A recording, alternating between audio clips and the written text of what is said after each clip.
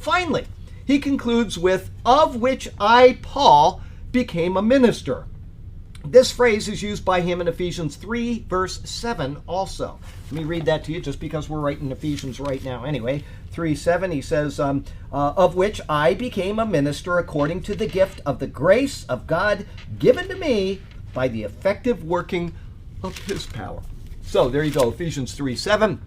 He has made an emphasis of the gospel being the true and reliable message of God, which comes through the work of Christ. It is the only true message of reconciliation among all of the countless false gospels which have been proclaimed. And when I say false gospels in this sense, I'm not speaking about false Christian gospels, because a gospel is my reconciliation to God. That is a gospel. Buddha came up with a gospel. This is how you can be one with the divine, okay? Krishna, the Hindus follow Krishna and all these other gods. That is their gospel. That is their reconciliation with the divine, okay? Islam has their gospel. They have a supposed, revelation from the angel Gabriel through Muhammad, and that's what they follow, okay? That is their gospel. There are gospels all over the world that we wouldn't think of as a gospel, but the gospel is the good news. God is separate from us, and we are going to have reconciliation. The people down in Peru and Mexico, they had their own gospel. Kill a virgin on top of this pyramid and let her blood run all the way down the pyramid, and God is going to see that, and he's going to give us rains, and he's going to be happy with us. They're looking for happiness. Or what's the word happiness? What's the word we use?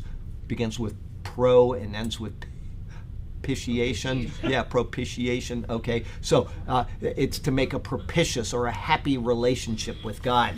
All right, that's what people are doing. They are writing their own gospel. They're acting out their own gospel, whatever it is. And then comes Christianity, and we have all these different people coming up with their own gospel, which is not another gospel, even at the time of Paul.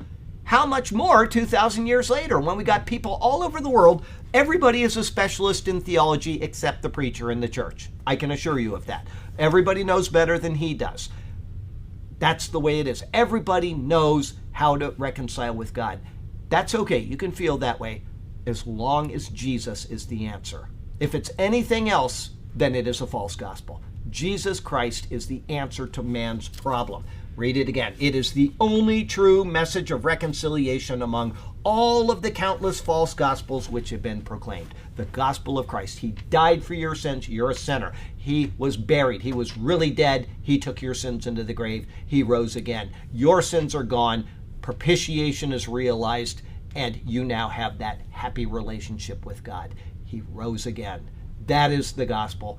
There is no other. And we've talked about that how many times in the past 10 years, that logically, if you logically think it through, there can be no other way. Because who is Jesus? He's God. There is no other way to find that reconciliation, because a man must die for the sins of man. A perfect man. A perfect man.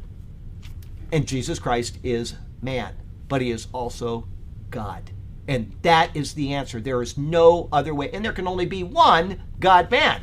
There can't be 2 or 10 or 25. There is one Jesus Christ. That's why he's the whole, everything in all of human creation centers around Jesus Christ, whether they know it or not. This book sets the timetable for everybody's lives on this planet. Everybody lives by a 7-day week. Everybody. And if they don't, it's because they are out of whack, which happens, of course. But everybody lives by the timetable that was set in this book. Everybody lives by the idea that was first set in this book. It's the deviations from it which cause all of these other religions to come about. But they keep following the same pattern in one way or another, realizing that there is this disconnect. Jesus is the answer to that. You got something.